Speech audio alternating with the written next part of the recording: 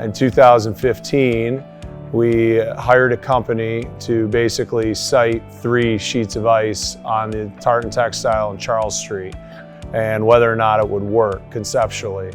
And then obviously it proved that it could work. We could get enough locker room space, we could get enough F&B space, and really try to create like almost a Walt Disney World effect for for the kids when it comes to tournament play or recreation play in youth sports.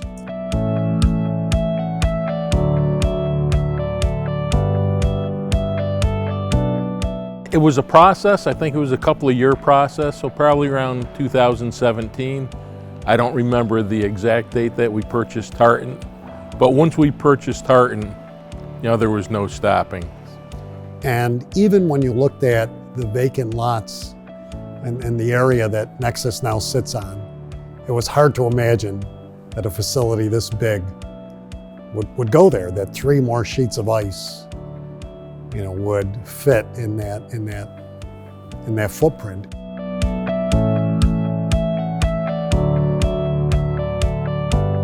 Began really at the end of 19, beginning of 2020, and then the world changes and things get held up. And one of the casualties of COVID in terms of construction was Nexus, because without revenue coming in and without the wherewithal to finance it and keep the project going, it made it hard. So it had to be unfortunately stalled for a period of months. But and that was hard.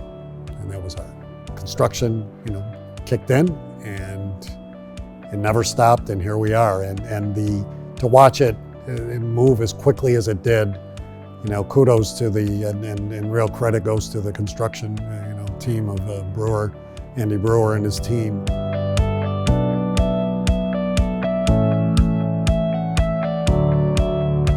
That game was one of the most surreal things. We had 6 local kids that started the game for our Utica Junior Comets NCDC program, and it was amazing. And obviously the result was fitting. It was a 1-0 win, but it was just, it was watching that team that was unwilling to lose that day was really what, all the years and all the effort that went into Nexus, it kind of galvanized, my feeling on how great this place is going to be. I think for the community, it can only help it.